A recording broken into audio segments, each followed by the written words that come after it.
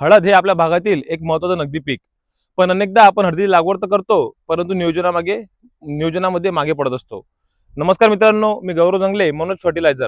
आजच्या या व्हिडिओमध्ये आपण बघणार आहोत की हळदीच्या लागवडीसाठी सर्वात उत्तम जमीन कोणती, जमीनची निवड केल्यानंतर ती मशागत कशी करावी, बेड कसे पाडावे, या सर्व गोष्टी आपण या व्हिडिओमध्ये बघणार आहोत.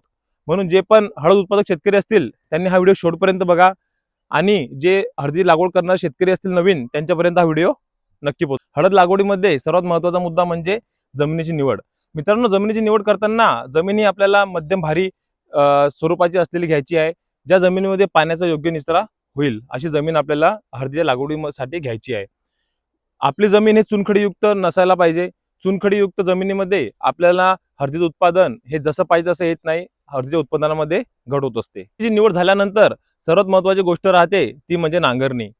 नांगरणी करताना आपल्याला ही उभी आडवी खोल नांगरणी करायची आहे.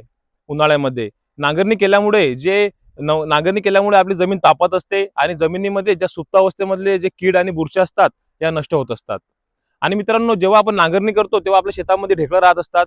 मग ढेकळं हे फोडण्यासाठी आणि जमीन भुसभुशीत करण्यासाठी आपल्याला लगेच रोटावेटर करणे फार महत्त्वाचे राहते. मित्रांनो, आता आपली जमिनीची निवड सुद्धा झाली आणि जमिनीची मशागत सुद्धा झाली. आता सर्वात महत्त्वाचा मुद्दा राहते बेड आणि मधलं अंतर. तर मित्रांनो, आजच्या काळामध्ये बेड पद्धतीवर हळद लावणे हे सर्वात फायद्याचं ठरत आहे. बेडमधील दोन बेडमधील अंतर हे साधारणतः आपल्याला 4 ते 4.5 फुटाचं घ्यायचं आहे. बेडची उंची हे साधारणतः 1.25 ते 1.5 फूट पर्यंत असायला हवी. मित्रांनो, बेड जर का आपण केले आपल्या हळदीमध्ये तर त्याचा फायदा असा होतो की आपल्या जमिनीमध्ये पाणी साचत नाही, पाण्याचा निचरा योग्य होतो आणि त्यामुळे आपल्या हळदीला सळ लागत नाही. दुसरी महत्त्वाची गोष्ट, जे काही कंद असतात त्याचं पोषण आपल्या बेडमुळे चांगलं होते आणि त्याची आपल्याला चांगली साईज मिळत असते. फक्त बेड जेव्हा आपण पाडतो ते पाडताना काळजी अशी घ्यायची की एकदम व्यवस्थित बेड पाडले गेले पाहिजे, सरळ रेषेमध्ये पडले गेले पाहिजे, लहान मोठे बेड पडल्याने गेले पाहिजे. जर का सरळ रेषेमध्ये जर का आपले बेड पडले तर त्याच्यावरती आपल्याला ड्रीप टाकणे खूप सोपं जात असते. म्हणून बेड हे सरळ पद्धतीनेच पाडले गेले पाहिजे आणि अंतर हे 4 ते 4.5 फुटापर्यंत घ्यायचं आणि उंची हे 1.25 ते 1.5 फुटापर्यंत, म्हणजे जेणेकरून आपल्याला आपल्या हळदीला 3 वेळा भर देता आलं पाहिजे. भर देणे हे हळदीला खूप महत्त्वाचे आहे. जर आपण व्यवस्थित बेड नाही पाळले तर आपला जो कंद आहे हा बेडच्या बाहेर येईल, मग त्याला किडी खातील आणि याचा थेट परिणाम आपल्या उत्पादनावरती होईल, जसं की सळ लागणे किंवा करपा येणे.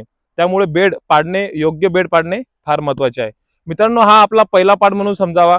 आता याच्यानंतर आपण पुढच्या पाठमध्ये खत व्यवस्थापन, नंतर बेणे प्रक्रिया या सर्व गोष्टी कव्हर करू.